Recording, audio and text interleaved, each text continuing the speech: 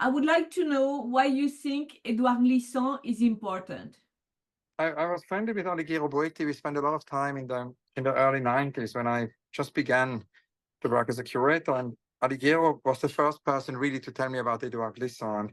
Of course, it had a lot to do with Alighiero's global practice, which was both global and local. And I think, in a way, I realized Glissant's idea of mondialité is so important because Edouard, of course, was always thinking about this idea of, on the one hand, we have homogenizing forces of globalization, and these homogenizing forces of globalization, they make differences disappear. They not only make life forms and species disappear through the extinction crisis, but they also make cultural phenomena disappear, languages disappear at a very rapid rate. And it's, of course, not the first time that the world experiences globalization. There have been previous episodes, so as to say, of globalization, but fooled by technology. This is certainly the most extreme, or as Glissant said, most violent, phase of globalization. And in that sense, leads to the disappearance of many things. But Glissant was premonitoire. He was really anticipating also early on the danger of a counter-reaction to globalization, which would actually lead to new forms of localism, to new forms of nationalism, which we can see now globally, and which would basically refuse a global dialogue. And that's why he was saying, we need mondialité, we need a global dialogue which negotiates between the global and the local, and that we can basically not lose our identity through the exchange with the other, but rather on the contrary, we can become much more, it becomes a much richer dialogue if we are in exchange with others. And I think that's a really important message he early on understood. Then, of course, also the idea of the archipelago was very important because he taught us all that we need to think more about an archipelago logic than about the continental thinking, because he was basically thinking that continents are homogenizing, and continents and archipelagos are much more generous, are more inclusive. And the archipelago thinking, became for me also really important if you think about exhibitions. Know that exhibitions are not following a continental logic, but that we can make big exhibitions at the archipelago of many different islands. Then I would say also the idea, of course, of creolization, which is such an important dimension in Glissant's work. And so I studied all of this. And then many years later, at the very end of the 90s, early 2000s, I had this great opportunity to actually meet Edouard for the first time in person, thanks to Agnès B, because Agnès B, we do this magazine together, The Point d'Ironie, with Christian Boltanski, and we wanted to do an issue with Edouard Glissant. And 1 second, it was the coffee machine. Okay, now we're back. we wanted to do an issue of The Point d'Ironie with Edouard Glissant. So Agnès introduced me to Edouard, and we had a first meeting at the Café de Flore. And then I would say a whole other phase started of me being inspired by Glissant. And I think that's also really important for today, because we can see that Glissant as a philosopher and as a thinker had really been inventing his own institutions. He, for example, invented a school in Martinique. So Glissant invented his own institutions. He invented a school in Martinique, and basically a school where Creole was basically the language. So it became the possibility for all the surrounding islands also of Martinique. Students could come there, and it would not just be French, because of course in most of the schools French was taught. So he created this amazing school which produced a whole generation of thinkers and of amazing people. And also, of course, very interestingly, also he wanted to have a museum, an institute in Martinique. So he wanted to really produce reality. He wanted to go beyond books. He wanted to go beyond theory and develop, produce reality. And what do you think about his relation to art? Sorry? His relation to art.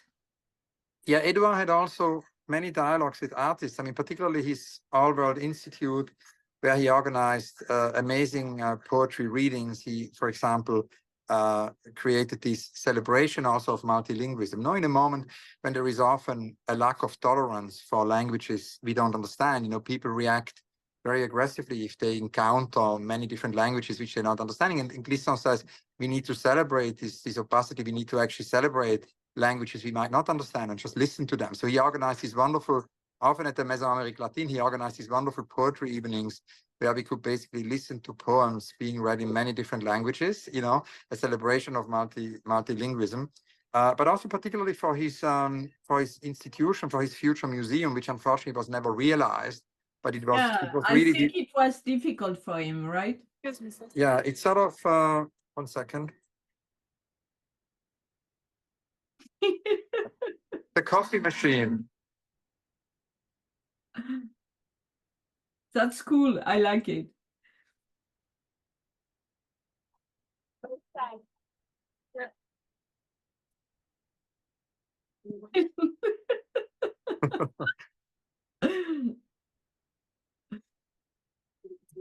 So I was in Martinique and in Guadeloupe, and it was amazing. Yeah, so tell me, I'm really curious to hear more about it, because I think it's for me it's still an unrealized project to one day Really? go to Martinique, and Edouard always wanted to go there together, but we somehow didn't manage to do this before, you know, before he passed away. Ah, that's sad. I went also to Maison. Maybe I have to go. It's too noisy here. 1 second. Yeah, I have to go over there. Je peux bien voir tes empreintes digitales.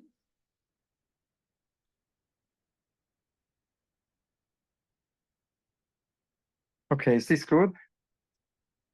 No, Is this good? that's okay. Yes, now Good, yeah. it's okay. Yeah. Yeah. Yeah. So you asked me, Judith, about the relationship Edouard had to artists, and I think one thing which is really important is that he, of course, developed the whole concept of an art institution. He, after his school, wanted to do a museum in Martinique, and his museum, unfortunately for bureaucratic reasons, actually, it was Antonio Segui who explained to me that the politicians from Martinique came, and it almost happened, but then there were some bureaucratic obstacles, so it remained unrealized.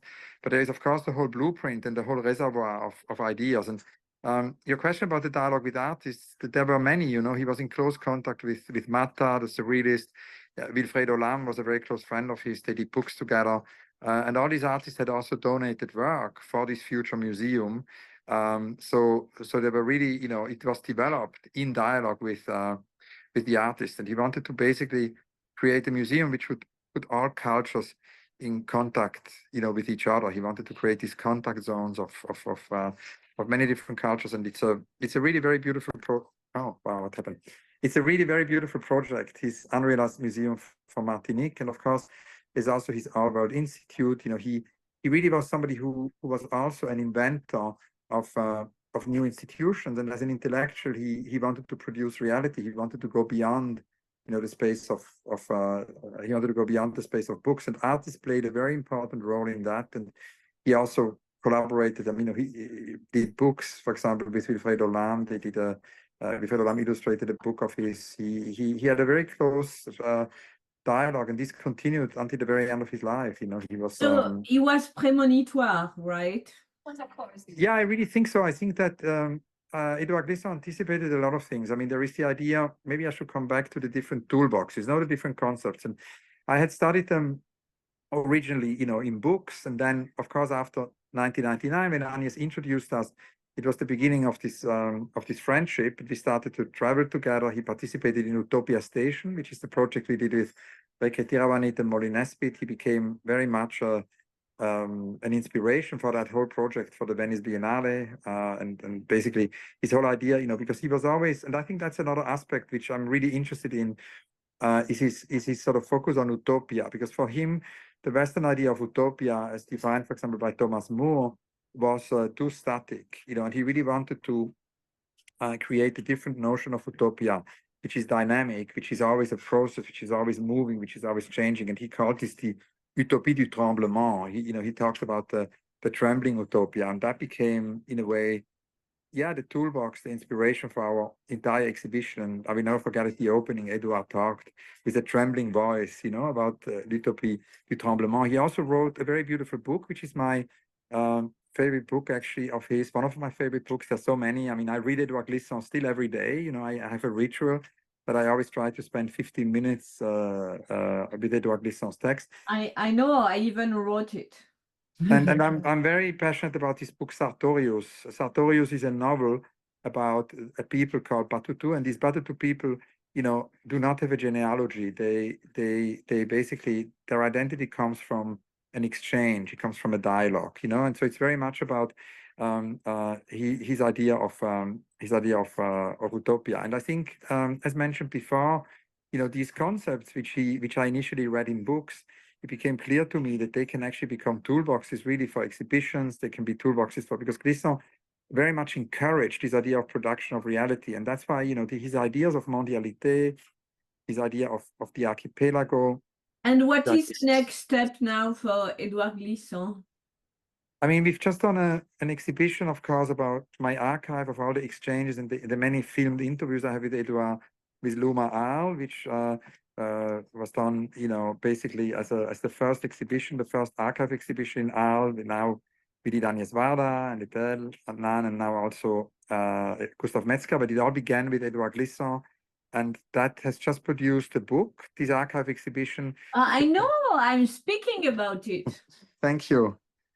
And that book is basically a sort of a synthesis. We have the little blue book, which is in English with Isolari, which is the interview in English. And then we have the French interviews with all the archive exhibitions where we invited many visual artists to do homages to Glissant. No? So it's basically, it shows also how many artists he inspires today. And that book was edited with Bernard Comment and Arthur Fouret. And it's, of course, in dialogue with Maya Hoffman, with Luma, and out of this idea of presenting archives, no, in Arles, and I would say the next step will be, you know, it kind of never stops, because for me, it's kind of a daily inspiration to do things. You know, I always think, for example, mondialité is such an important concept, no, which we can apply in daily life. I mean, for every exhibition, I always think about how can we make it into mondialité, you know, because in a way, we live in an age of globalization, and it's certainly the most extreme form of globalization the world has experienced. It's not the first time, but the most extreme form. And this leads to a lot of homogenizing forces, as Glissant said, and languages disappear, species disappear. It leads to the extinction crisis. And he, of course, said we need to resist it. He also said we need to resist the counter-reaction, which is basically the refusal of a global dialogue, these new forms of nationalism, of localism. I mean, as Bernard Stiegler told me in our last conversation, the late French philosopher Bernard Stiegler, he said, comment peut-on être local sans être localiste? No, how can we be local without being localist? And Glissant was always saying, you know, we need to find a dialogue which remains open, which we need to resist the homogenizing forces of globalization, but we cannot just stop having the global dialogue. It needs to be, we need to never forget that we can change, you know, I change in the exchange with you, or you change in the exchange with me, and that makes us richer. That makes us that's a very important aspect. So we don't have to have the fear to lose our identity in the exchange with the other. And I think it's this fear of losing the identity in the exchange with the other, which at the moment leads to so many, you know, political problems. And that's another reason why Glissant is so important. And so I really think we can apply that to exhibitions. You know, for example, when we did the Do It exhibition in the 90s, the Do It exhibition was very inspired by Edouard Glissant, because it's a global idea. The Do It exhibition happens all over the world, but it is very much based on a local research. There's no transport involved. It's always locally produced. So in a way, what's next is just to continue to apply the toolboxes of Edouard Glissant in the daily practice. The same thing is true for the archipelago, you know, not to make continental exhibitions, you know, which are more homogenizing, but thinking about how we can make exhibitions as an archipelago, you know, thinking about the idea also of the utopie du tremblement. Yeah, I think it's a toolbox, which is why I also hope that, you know, Glissant should be on the list of every school. You know, it should be literature for schools in all over the world. Bon, merci beaucoup. Merci à toi, un grand plaisir.